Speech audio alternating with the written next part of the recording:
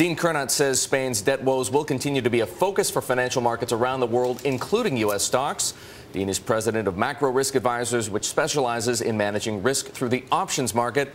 And the last time Dean was on with us in May, he made an uncannily prescient call about volatility that day, saying the VIX would hit 45, and it did.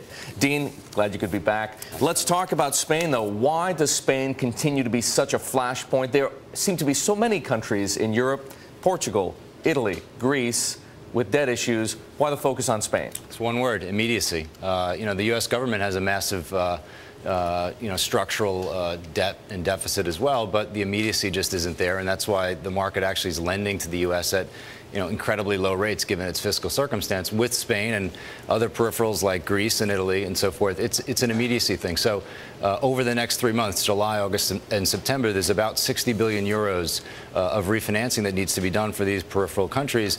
And I think the question for markets is they just don't know what's inside the banks. The stress test might be useful in that context, but there's just an uncertainty and there's a lack of trust between the markets and the officials at this point. You and I were both at Bloomberg Sovereign Debt Summit last week in London.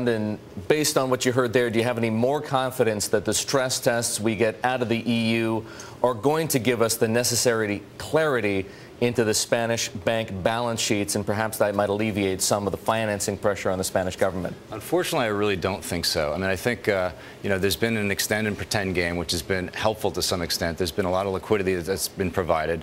But at the same time, these are very, very fiscally, very, very challenging circumstances from a fiscal standpoint. The market's basically questioning, is the growth engine, the escape velocity, as Pimco likes to say, is it there to get us out of it? Is it possible that those pressures aren't as severe as we thought, based on the results of the short-term funding program from the ECB yesterday, plus the fact that Spain was able to sell $3.5 billion of debt today at not dramatically higher yields than they did the last time in May? It certainly could be, but that being said, this is a time where markets are just so skeptical, and I think it's the skepticism that in some ways can create economic realities. You're kind of seeing that in the U.S. right now. There's starting to be more skepticism about the strength of the recovery. That skepticism can lead to higher borrowing costs, which then can derail the recovery. So there's this kind of negative feedback loop that's building.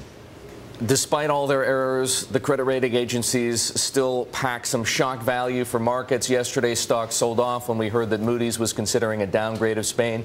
Do you, as a risk manager, consider credit rating agencies a leading indicator or a lagging indicator? Well, I think you have to pay attention to them because many contracts, for example, OTC derivatives contracts, hinge on credit ratings. If you look at the loss of a AAA rating, for example, for AIG, that was the straw that broke the camel's back, in some ways, just because the rating itself, losing it, called for much more collateral. But Spain wasn't trading. Credit spreads weren't reflecting AAA, confidence in its AAA rating before Moody's announcement yesterday. No, that's very true. The market will, very often move well in advance of the agency. It's just that, contractually sometimes there's results as well. And finally, Dean, how would you manage risk as represented by Spain and possibly even trade on it?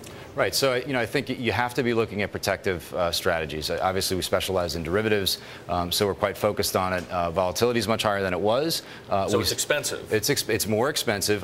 In the context of, the systemic risk environment in which we find ourselves, it might not be all that expensive. So I think you have to look at strategies that, defray the cost in some ways, but they're definitely worth, very much considering. Dean, always great to have you. Thank you. Dean Curnutt from Macro Risk Advisors on Spain. Protection may be expensive, but Dean just telling us there that it's still worth it.